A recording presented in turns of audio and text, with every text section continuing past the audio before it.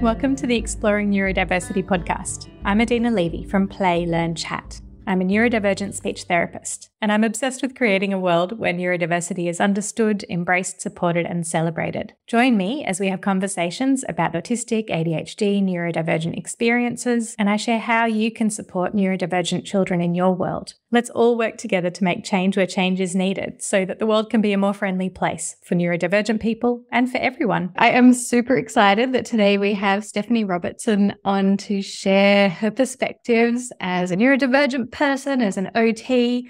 She has a lot of amazing insights and angles and perspectives that I can't wait to see what we can bring out together. She's passionate about neurodivergent affirming practice in all stages of life and across all environments. Her vision is to help people embrace their true, authentic selves and have the tools to advocate for their needs. I love that. She brings a mixture of lived clinical and research experience into her work and takes a truly holistic and unique approach to each of her clients. And I just kind of know that's why we're going to get along, Steph. So, yes. And you can find her, I will pop all these links in the show notes. You can find her on Instagram at SGR Occupational Therapy and her website, sgroccupationaltherapy.com. And I'll pop in her Facebook links, Facebook group as well. And she's on YouTube as The Spiritual OT. And I haven't admittedly checked out your YouTube yet, but I absolutely will. Oh, thank you. Yeah, we've done some really cool interviews with different people sharing their experience of neurodivergence. So I just wanted to create a space where if people felt like sharing their story was going to be healing in any way, that they could do that and then they could share that as well with others. And it's been a beautiful experience. This is right up my alley. I'd love to start off by hearing about how you view your own neurodivergence in your life, in yourself, and please share what that is for you. So it's been a whirlwind, to be honest, as I think so many like late identified or diagnosed people can resonate with. Like growing up, it's weird. I went through like these phases and I think people can kind of identify with different parts and some with all. But when I was like younger, so up until maybe the age of 6 or 7, I was just completely absorbed in my own world. Like I didn't really care if other people had a perspective of me that meant that I was a bit weird or I was a bit different. I was just so into my special interests, like my horses and animals and like playing at school, pretending to be animals. And that was like where I was. And it wasn't until I got a bit older that I started having this awareness of others around me and that people thought I was different. And then once the bullying started, as I'm sure a lot of us resonate with, I was like, oh, I guess it's time to change. And then that's when the masking started. And I was like, okay, it's not safe to be me. I'm going to have to be something else. And I created a very exuberant and quite extroverted personality, which isn't really my core. I'm quite introverted.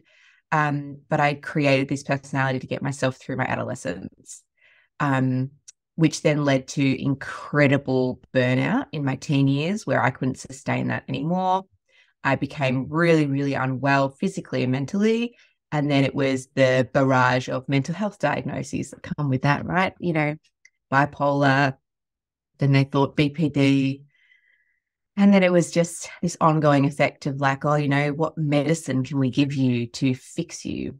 And nothing ever worked. That was the other weird thing. I was like, if this was my brain, like if I had a problem with my brain, and then they're like, this medicine is supposed to fix that, wouldn't I have some relief? Wouldn't this be different? And nothing ever seemed to change it. And so then I had my daughter, and when I was 22, and she was diagnosed autistic when she was 5. And so at this point I was an OT already. And so I was working with a lot of autistic children, and I could see in Sammy that, you know, that she was autistic as she was diagnosed quickly and got a lot of support. And that was actually a really positive experience for us. But that's when the light bulbs started like pinging for me. And I was like, hang on a minute, this might be the answer. And so it took a very long time again for me to actually explore a diagnosis because I was filled with so much internalized ableism. I was like, and this is like horrible to say, but I'm going to say it because I think people might resonate. I was like, I'm not disabled enough to be autistic. And then the funny thing was, once I dug into it, I was like, no, actually, Steph, you are. struggle every day to do life stuff. It's just on the outside. Everyone's like, oh, you're doing awesome. Like, you're an OT and you're a mum and you're successful and you run a business and all this like hype that people put emphasis on meaning, like that your worth is surrounded by your academic status or the work that you do. And I was like, yeah, but I'm not happy. I'm like struggling. Mm-hmm. And yet everyone's like, yay, you. And it's like, hang on a minute. Like, how is that the value? Like, how is that the measurement of someone's success? It's like, you can be miserable as heck, but you're like earning money. Anyway, so I started just rethinking this completely in my head. And I was like, nah, this has got to change. And then as I became more aware of affirming practice and I went down that rabbit hole, which just absorbed me and I loved it, I realized we need to fix this at a systemic level so that children are not being traumatized by the system to have to go through this 30-year process I went through to come out the other side and be like, oh, actually, you're not broken. You're just different. And if we can accept and adapt to that, you're going to be great. There's so much relatable there, Steph. And I know every time I post around my own story, which is, you know, our stories are different, but there's a lot of similarity there. Just get a lot of messages from other people who are somewhere along that journey themselves. And I know this is a big part of why you and I share what we do from our personal and our professional angles to help other people find their place in all of this. I just know I'm going to end up pulling out that quote that you said about you're wondering, you know, but I'm not disabled enough to be autistic. That is something a lot of people, including me, mull over, oh, what does that mean? What does it all mean? It's like the disability of people like us comes from the limitations of our societal standards and the environment.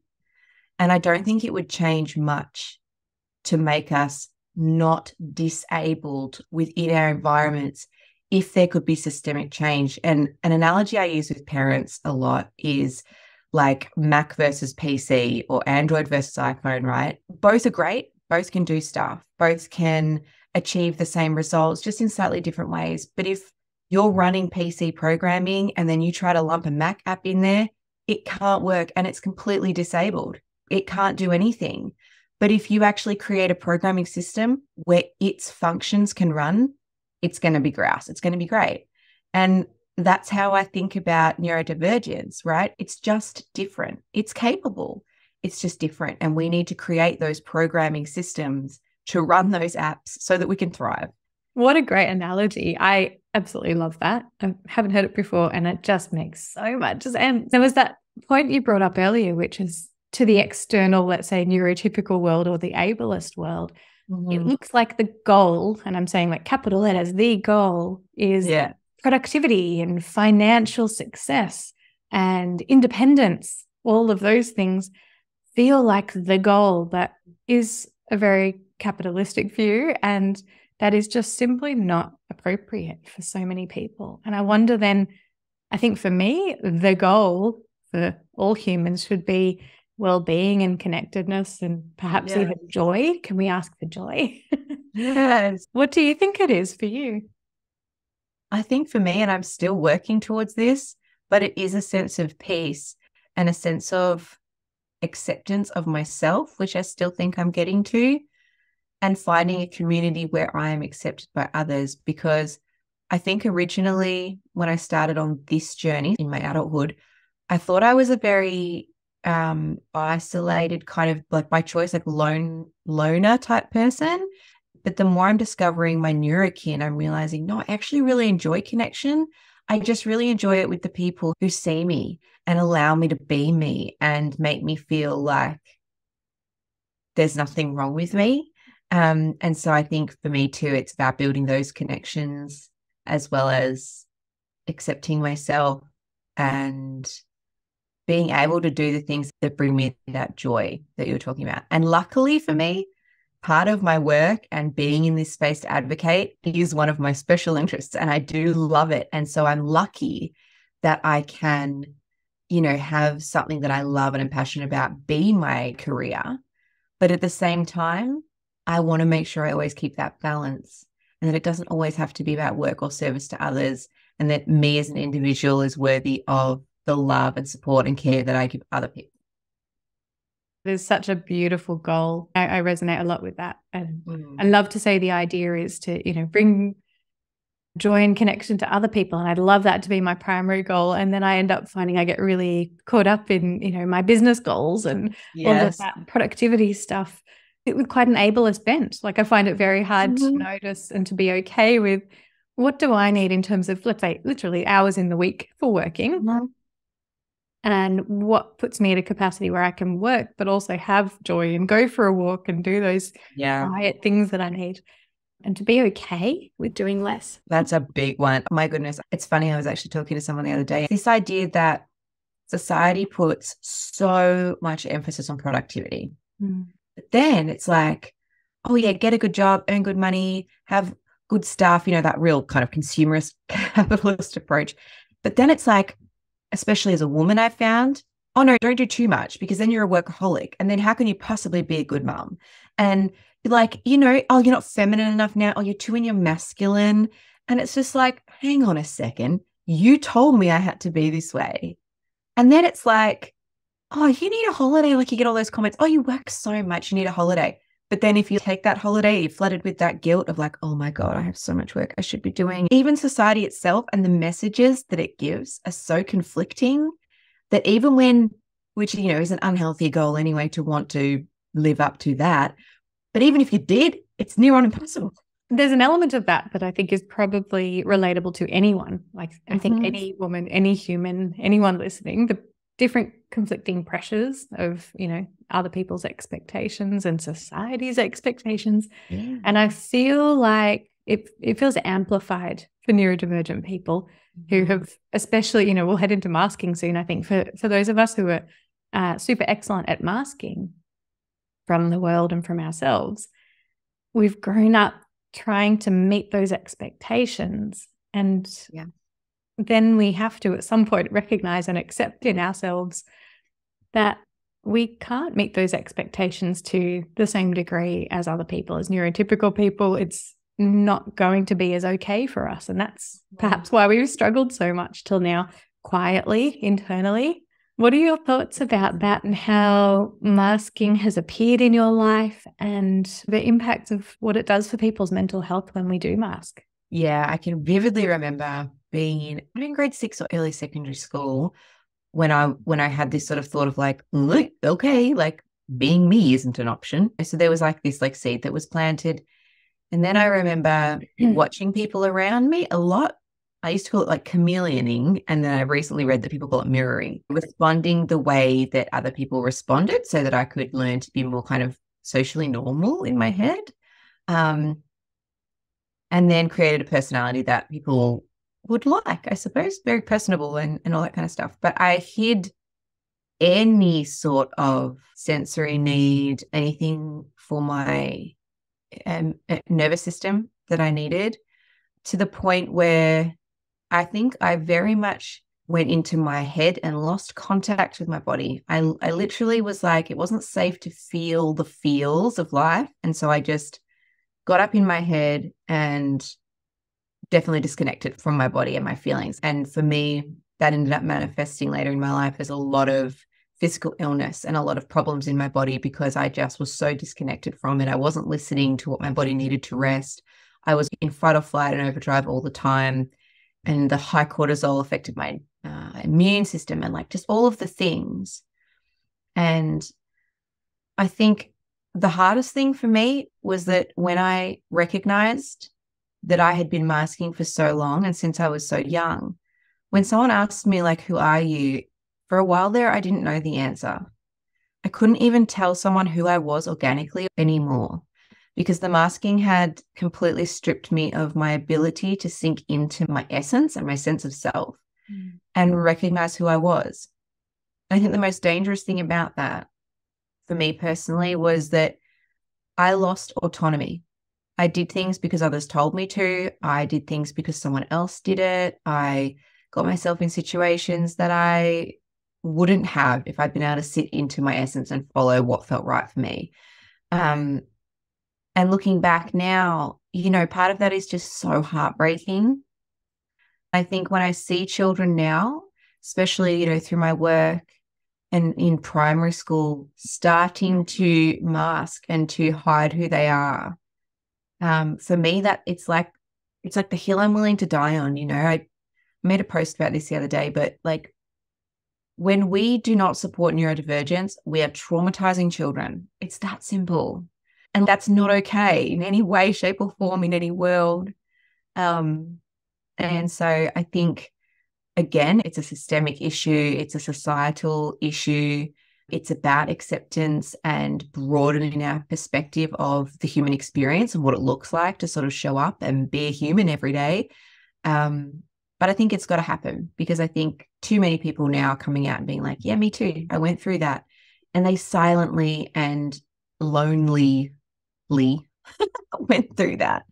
And, that's something that I want to, help people come out of and rediscover themselves, that really true essence of who they are, but also be a powerful force in stopping this happening for other people.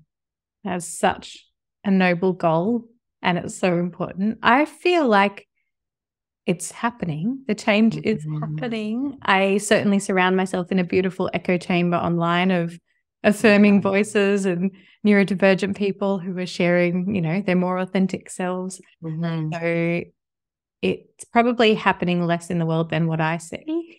Yeah, I know what you mean. But change is happening, certainly. And I know that you're a really big part of that. Is there anything that you want to share about some really beautiful examples of what you have seen, concrete changes in environments, in, systemic changes that you are noticing happen or even supporting to be put into place for neurodivergent kids?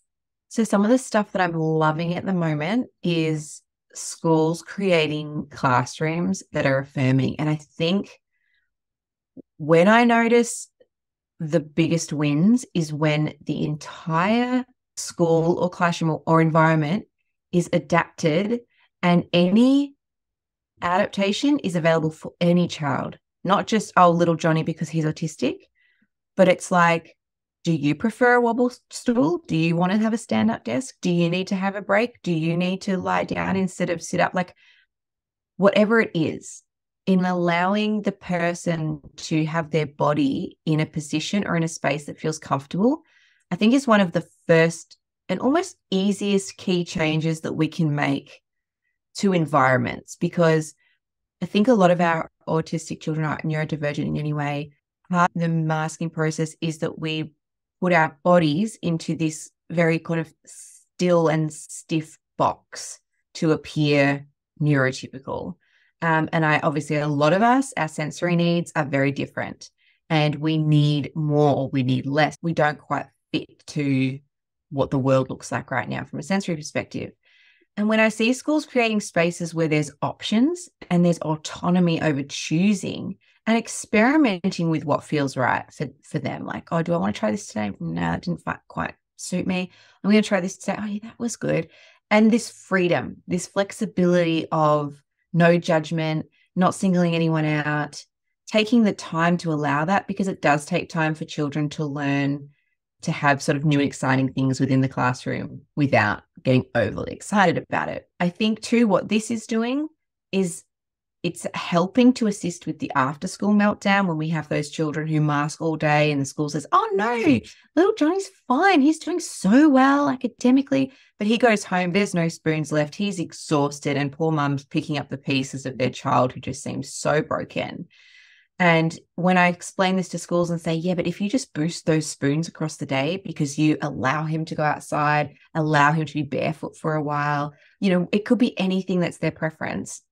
We create a more sense of harmony throughout the family, crossing over from environment to environment, which again, we know can be more challenging for our neurodivergent folk.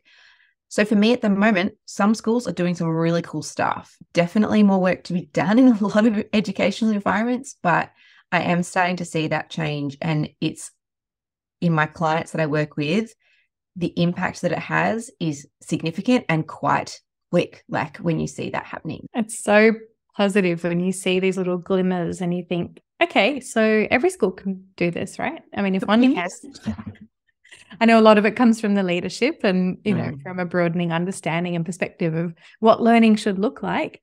But the idea of having those universal strategies that are available to all kids, as you said, has so many benefits. It could help the undiagnosed kids. It could help any kid. It could certainly help little Johnny. I love, you know, little Johnny. It's always Billy. You know, it can certainly help little Johnny feel that the strategies that he needs are not so different. They're just like what the other kids need. And, you know, it's available to everyone. So it's normalizing extra supports. So they don't even become extra. They're just supports. I think I have to add to that too, that I think in moving away from behaviourism within families and within education environments, I'm really starting to feel through my work that it's a intergenerational process, because like with a lot of mammals, for example, we will parent the way we were parented subconsciously. Okay. And, you know, with my background in farming, you know, we would find that if one of the calves was hand reared, she would then struggle a bit more to be a mum when it was her turn because she didn't experience it from a cow. Yeah. And I'm not saying that we as humans are the same as cows, but what I'm saying is we do have that same subconscious process where the way we were treated and the way in which we were nurtured and the way in which we were disciplined can be a very automatic process when we then come to have our own children or be a teacher or whatever. And that's okay. I think there needs to be a lot of empathy around that, and that, you know, if your automatic response is a behaviorist response, that is probably due to your own programming and, you know, your upbringing, all that kind of stuff.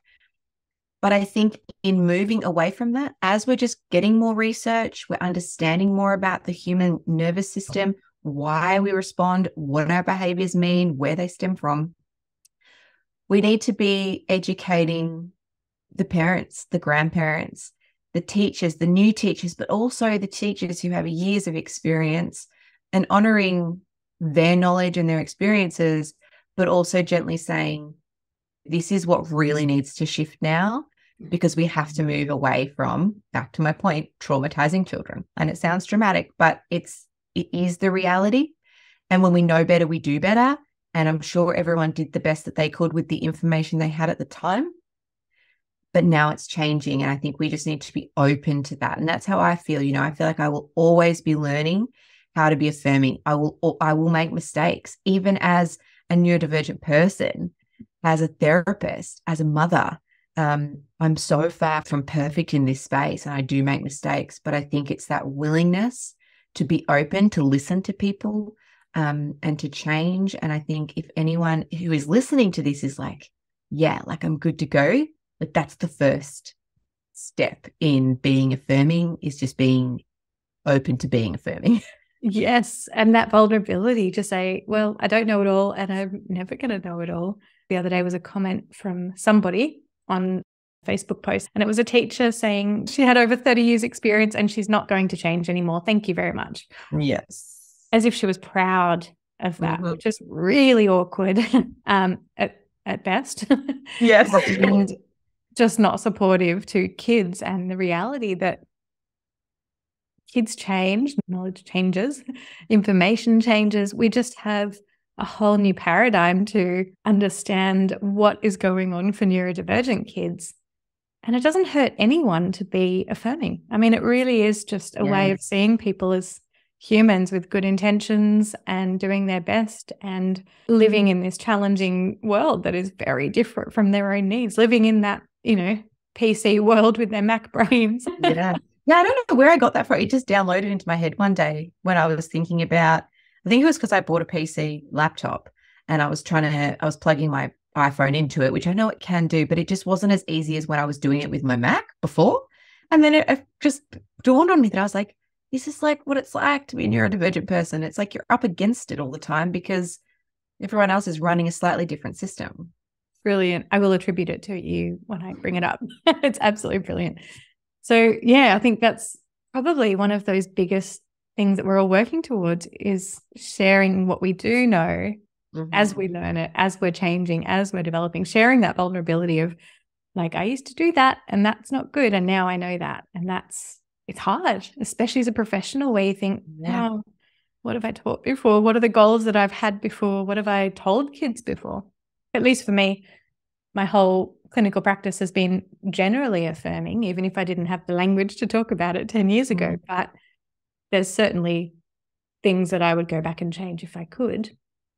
And the discomfort, we have to sit with that. We have to just grow, continue to move forward in a better way, I think. Yeah. I'm pretty hopeful. I love to be a bit of an optimist about this. Where do you see the future of support for neurodivergent kids? I mean, go, 10 years down the line, go wherever you want. Where could it be? I think it would just be really cool if, the higher up, so I'm talking like go way to the top, go to our governments, go to the higher systems, and then recognize that neurodivergence is simply, or just neurodiversity, should we say, so including all neurologies, is going to be inevitable, right? And you know why it's inevitable? Because neurodivergence also then applies to someone who has a traumatic brain injury, someone who has PTSD.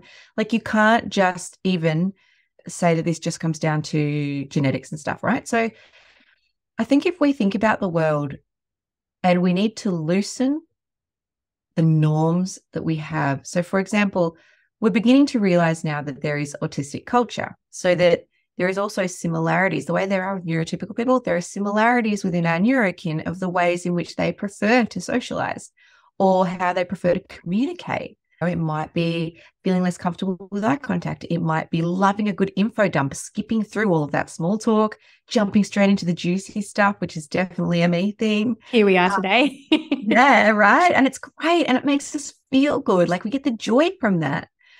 And I think it's about, and then there's the physical stuff, which I feel like could be so easily done. Like society still has their whole, that person's stimming and feeling a sense of discomfort in their nervous system about seeing something that's unusual.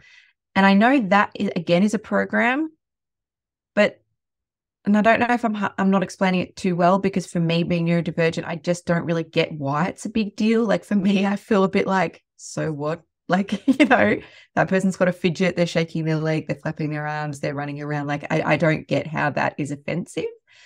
But I think the more people begin unmasking and showing those sides of humanity, but also how people who are, one of the ladies I interviewed is a successful lawyer. She's just started her bar exam and she is an absolute legend of a person. And as she's unmasking, she's learning to ask for what she needs within her workplace, within the courtroom, within whatever. And the more I think people show up like that and be really open and honest about it, we can gently change the expectation. And I honestly think it's a case of broadening it. It's like, if you are someone who fits really comfortably into social norms as they are and neurotypical standards, that's awesome. We don't want you to then feel uncomfortable. We just want to be like stretching this out so that there's more acceptance. And also, I would love for more people to learn about the fact that there are different ways of engaging, communicating, all that kind of stuff. Like, how cool would it be if in schools, we have all this social skills training stuff. Again, no comment. What if the social skills teaching was the same as learning about history and learning about different countries and different cultures?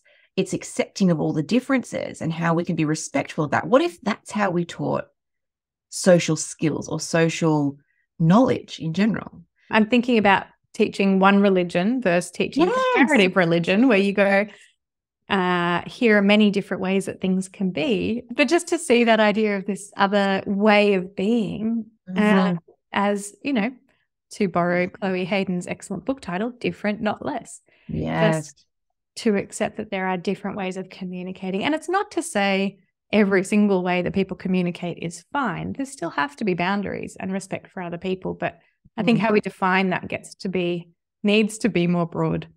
And it's also interesting that we've come to a place of cultural sensitivity and respect and things like that.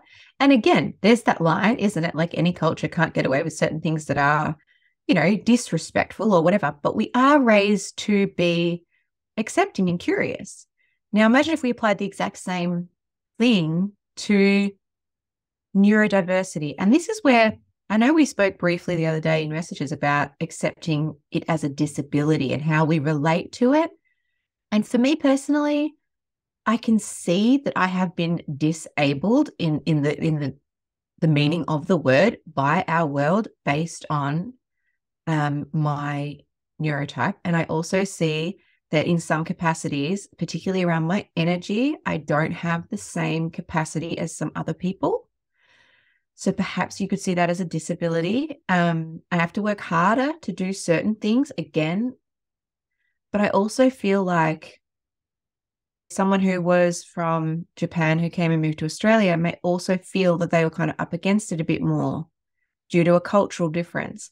And if we kind of shifted our lens of seeing neurodiversity as something that needs support, of course, so I'm not saying that we take away support for people who don't need support, but more see it as something to celebrate, something that's exciting, that's different, that those people have something that they can offer and teach to others. It's not a perfect analogy, like the Mac PC analogy is perfect. Yeah. But I absolutely see where you're going. And I think then coming to that idea of joy, which you just brought up, is in many ways, I think both you and I, like you said, happen to have this special interest in talking about neurodiversity. How lucky is that? Mm-hmm. That becomes our life, our job, our profession, just our way of sharing with the world and it happens to be quite useful, I believe, to other people. So that's really awesome. I wonder if you can share a bit more about kind of joy and special interest and what that is for you in your life in and out of work capacity. Anything that you want to share about how it was in the past or what brings you utter joy these days?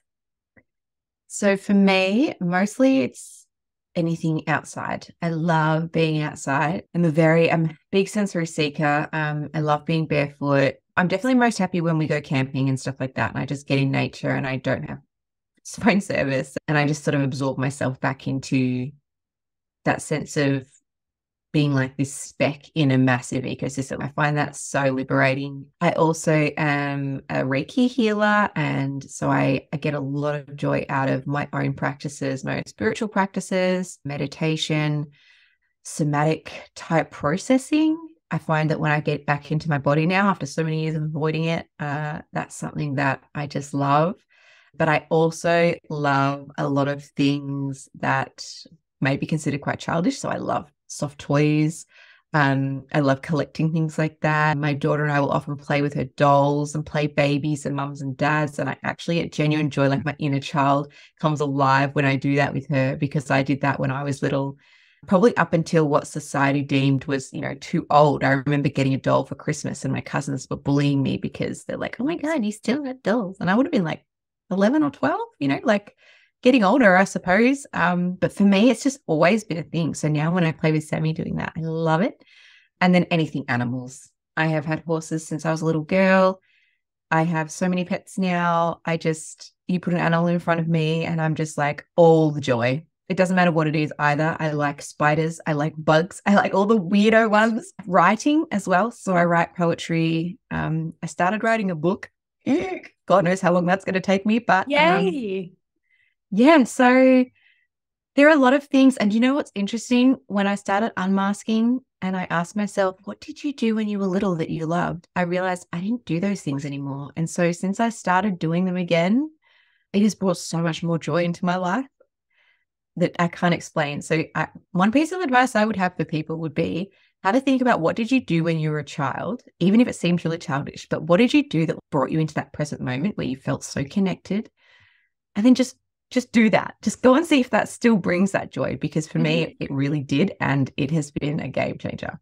That is such a beautiful reflection. And I almost want to add, especially if it feels childish, then you might know that you're doing it right. Yes.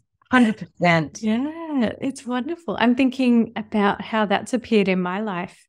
What have I revisited from when I was younger? And it just so happens that my daughter is very into drawing these days and crafting, which she's got from Gabby's dollhouse, but she says it with an American accent.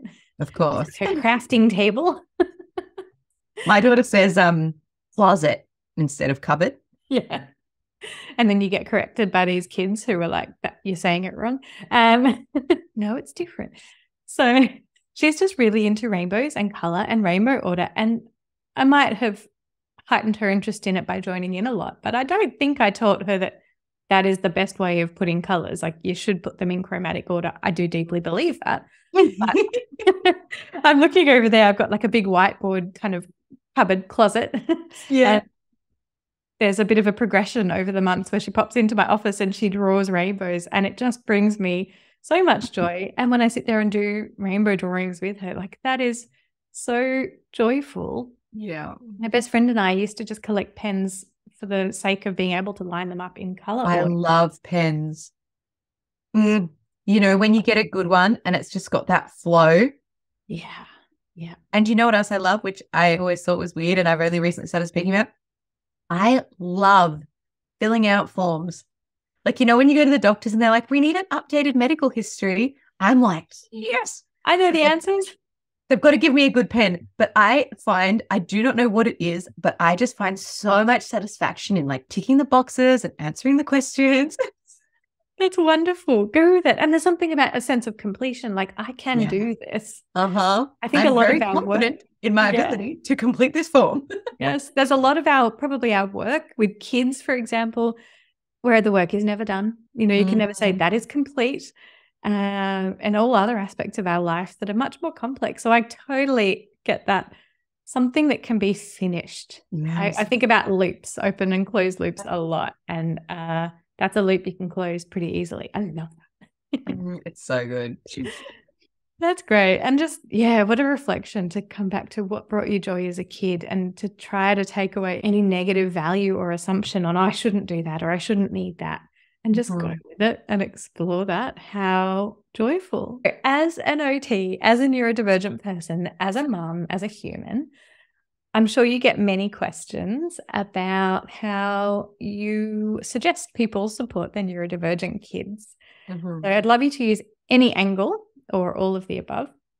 But I'd love to hear some of the most common questions that you get from parents, and then, you know, what you would generally say. And just noting, of course, this is not a therapy moment. This is very general advice. One of the biggest ones that I get is, what do I do now? I get parents coming to me, they've got a diagnosis and they're like, what do I do now? And the first thing that I say to them is, just remember that your child is the same child that they were before the diagnosis. Just because we now know that there is a neurotype present or whatever, they are still exactly the same. They're not going to change overnight just because a doctor said that there's something, you know. And I think that brings a little bit of relief to parents.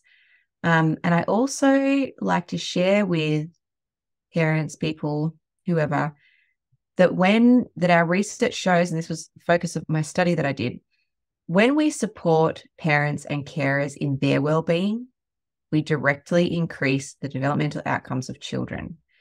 And so I'd like to let parents know that if they run themselves ragged and burn themselves out in order to meet needs that they've put on themselves for their child, they're not actually doing themselves any favors.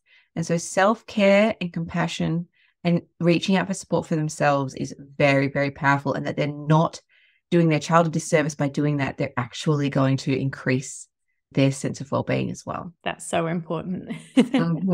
Yeah. And I just like to remind people of that, because I think a lot of the time parents come to us and they're just so desperate for support for their child that they forget about themselves. They lose themselves. And I do think this is a common parent experience, especially when we tie it back to what we were saying about this productivity-based pressured world. But yeah, so I usually start there. I often also get asked, how does this coaching stuff work? Because a lot of my work is around parent coaching. And again, from my research, I decided to go into supporting whole families rather than just delivering therapy directly to a child.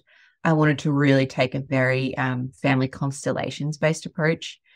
And so I often say to parents that I can see a child for 1 hour a week or 1 hour a fortnight, and that's the benefit we'll get.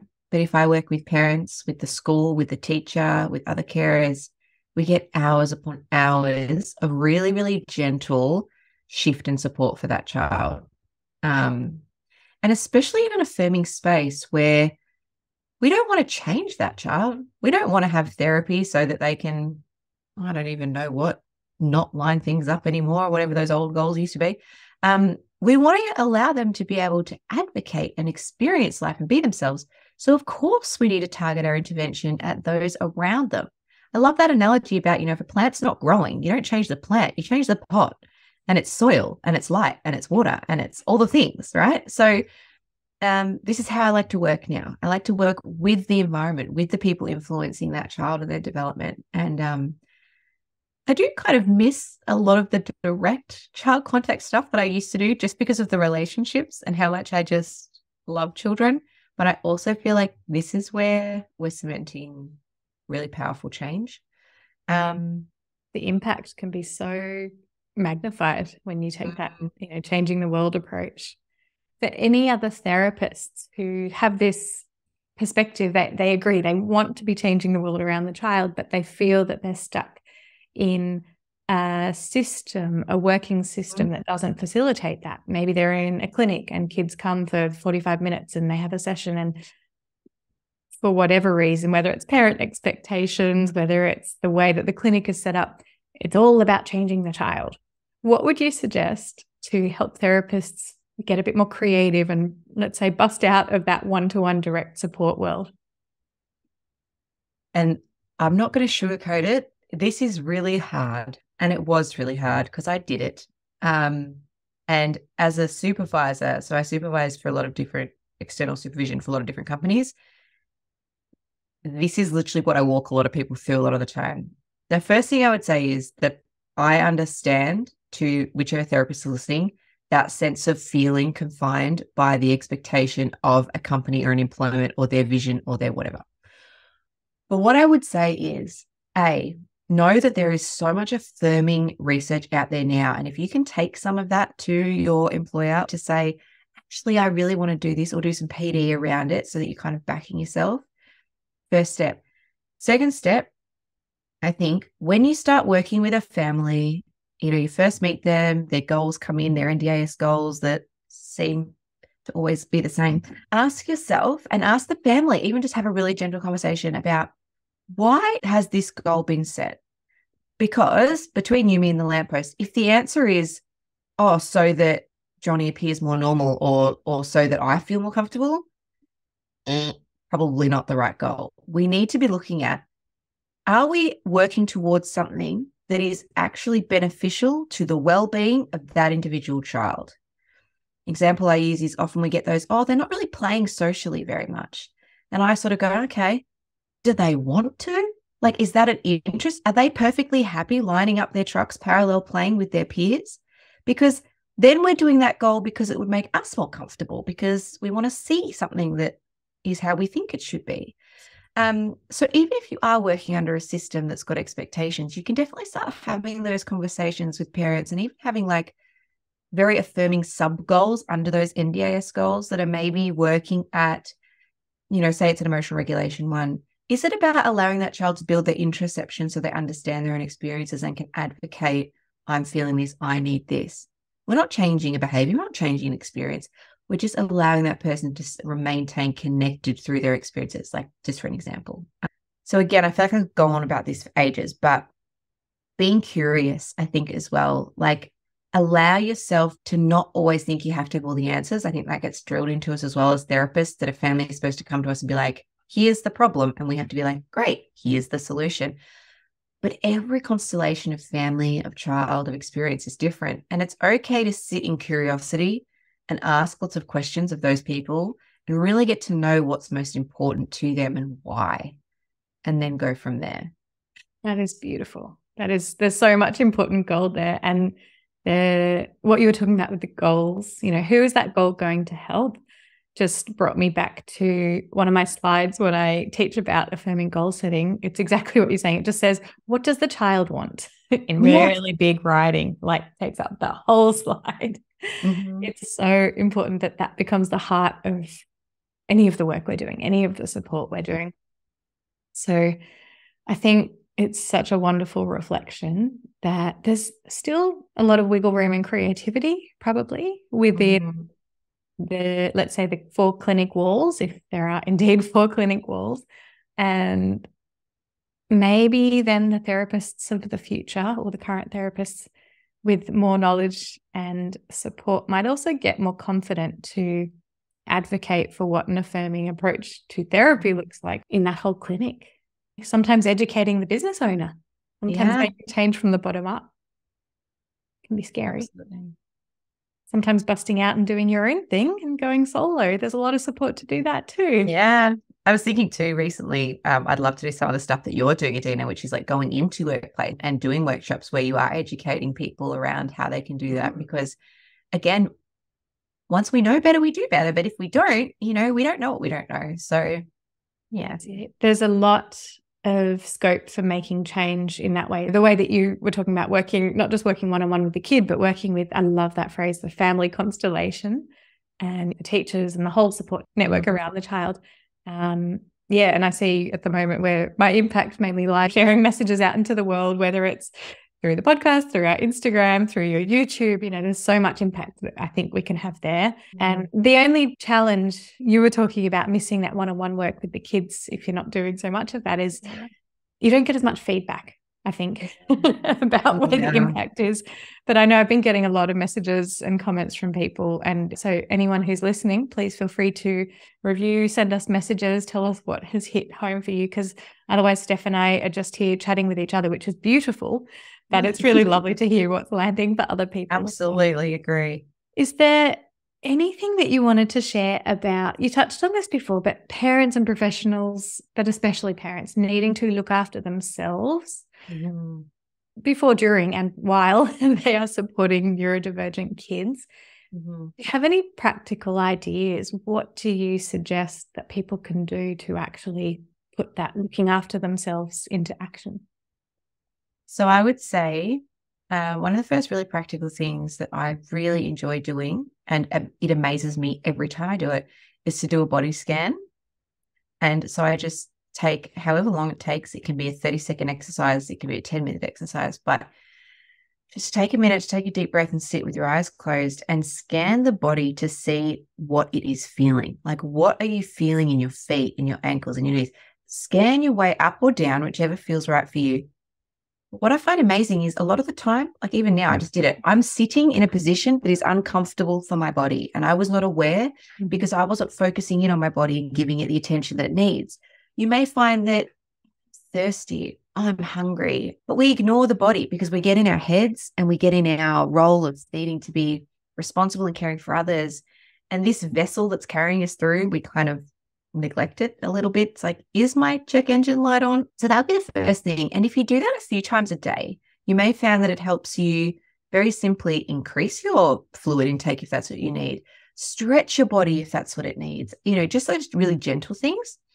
So that's something that I would just say, anybody, just do that if you can. But the other thing is, I would say to the parents, do what I suggested before about finding that thing that brings you joy. Is there something that you don't do anymore because you feel like you don't have the time, or you don't have, the whatever it is? See if you can connect into that and know that it's okay to ask for help. I am a true believer that we were not designed to parent and raise young children alone. And I know it's not always possible, and that people have different connections and different family situations. But I'm such a big believer that as a mother or a father or a parent, you do not have to do this on your own. And if you need a break and you need a day off, that is like not only okay, but like expected and completely necessary. And I know that involves shifting probably some internal beliefs around, your role. But just even beginning to challenge that. And journaling. I could go on all day, and people say, oh, what do I write about? Doesn't matter. It just doesn't matter. Pick up a pencil and start just writing words, or like what you did on the weekend or whatever. And sometimes you'll find things really come out, and you might be like, oh, there's a theme here. Maybe I need to do more of that or whatever. It's so powerful. So there's just a few things, and I know they don't sound that connected to this whole thing, but I think they can be really powerful. I'm so glad you brought up all of the above. And I'm listening here as like a person, a grown-up who could certainly do more looking after myself. And I think one of the, not the missing pieces, but the challenging bits for me is remembering that I deserve to be looked after and I deserve to take the time for myself. And that's something I'll tell anyone else. Yes. You deserve it and you deserve it. But it's a bit harder to tell ourselves that. But I hope that we can all get a bit better at that. And journaling, I literally started this morning. Oh, good. How exciting. I did have a diary. Actually, now that you mention it, I had a diary when I was 10. And I think I used to write at the top of each page who my crush was that day, who was like the one boy that I was into that day. And it did vary. Nice. Crush of the day, very consistent. It was a little ADHD moment. But I abandoned that, and I abandoned that kind of reflection. And I so wish I could find those diaries. I would love to. And I had to think about, I hear journaling is a good idea. And I know for me, I had to think about what works for me. I do love paper. I do love pens, but I'm very inconsistent about that. And I haven't yet managed to pick up a, notebook and just free write. So I realized that having a few specific prompts would work for me. Yeah. And I have landed on an app. This is not an endorsement because I've literally used it once, but I distracted myself by looking at all the different apps. I had to be able to customize the prompts. Grid diary is what it's called. So if somebody else is listening, they're going, I think I should journal because someone said I should and Steph said it's a good idea. And you sound like me where you want prompts to guide you through your thinking, go to Grid Diary. You can even upload photos. I get no kickbacks from them. And ask me by the time this episode airs if I'm still using it. We'll find out. Love it. But it's just really, it's got to be individualized, right? It starts with knowing yourself and what you need, what works for you, what worked for you in the past. I'm thinking I'm even going to add a category that's been my crush today. Yeah. Oh my God, that's so good. I think mine would have to be Jamie Fraser from Outlander.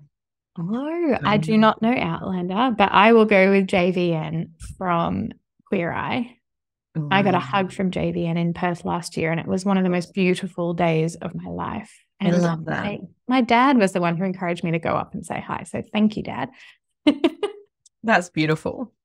What a moment. That's my crush of the day. Steph, is there anything else that you would love to share, either for parents or professionals who support neurodivergent children, or even to younger you as a piece of advice that, neurodivergent kids could potentially take home? What's hanging over that we haven't touched on or you really want to reiterate? I think the advice that I would give to everyone, including my younger self at this point in my journey, is I'm hearing a lot of people say, what am I doing? What am I doing? It's like we get caught up in the rat race and the grind of the daily, and the purpose or the meaning or the joy of living and how we spend our time is sort of being a bit lost. And I'm hearing that across the board. And what I would say is find the thing that makes you feel alive, whatever that is. And don't let anyone limit you or tell you what that needs to be or what it should be based on your age or your anything. And then do that thing. Because I think right now this world needs people who are connected to themselves and have a sense of authenticity, and rather than trying to just be a piece of a puzzle to fit in with some collective, I think it's about getting back to who we are. And I honestly think this is part of this neurodiversity affirming movement, is allowing people to have a sense of self that is unique and different and doesn't have to fit to any mold or any shape. And there will be a thing, and it may take some time to discover, but there will be a thing that makes you feel alive. And for me, I know I've found something that's that for me when I feel present and time seems to just slip by and I'm not worrying about anything else. I'm right there in the moment. And while we have all our responsibilities of the daily grind, if you can make time for that and make that a powerful part of your life, I think that can really change people's experiences as a human being on the planet at this time. So yeah, the world needs more people who have found their meaning, and that can be found anywhere in what lights you up, is my advice. And I love that extra piece. And do it. Don't just find it, but do it. Yes. Do the thing. Make time for it. What a reflection. Steph, this has been an absolute delight. And Thank I know you so much. we could chat all day. I do know. Mm-hmm. So I fully intend for us to do this further. It's just been absolutely lovely to chat and connect with you and share just ideas, thoughts. We're very aligned. I knew it. I'm not surprised. It's beautiful. And you've just shared some amazing, important, practical ideas that people can do. So thank you. Thank you. Oh, you're so welcome. Thank you for holding space for me. It's been beautiful. See you soon. Bye. I hope that chat has sparked something for you. I know we've talked a lot about self-care and supporting those grown-up humans like yourself who are supporting neurodivergent children. I, for one, have had some really great insights from my chat with Steph. If you'd like to hear more from Steph, you're welcome to find her at SGR Occupational Therapy on Instagram, and I've popped all her links in the show notes for you. If all of this has sparked some excitement for you to learn more about neurodiversity affirming practice, and you're an allied health professional or an education professional, you are so welcome to join me for an upcoming free webinar, Neurodiversity Affirming Practice Kickstart, 3 actionable tips to do today. Even if you're well on your journey to neurodiversity affirming practice, I would really recommend that you come and join us. We all know that this is a long journey and it can be really useful to have a little bit of a reminder of some quick actions that we can do, either to get started or to continue along on this journey of neurodiversity affirming practice. I'm all about action, so this is what I'll be sharing in the webinar. It's happening live online on Monday the 5th of June 2023, and if you're listening anytime after the live date, you'll still be able to access the recording. That is totally fine. You can register at playlearnchat.com/free-webinar. That's playlearnchat.com/free-webinar, and I'll pop the link in the show notes for you to have easy access to come and join us. Thank you so much for sharing this audio space and time with me. And thank you for being open to learning and unlearning and truly listening to the neurodivergent experience and perspective. If you found this episode helpful, please share it with a friend. And join me on Instagram and Facebook. I'm at PlayLearnChat. That's play.learn.chat. You'll find all the links that we discussed in the show notes. Have a spectacular day.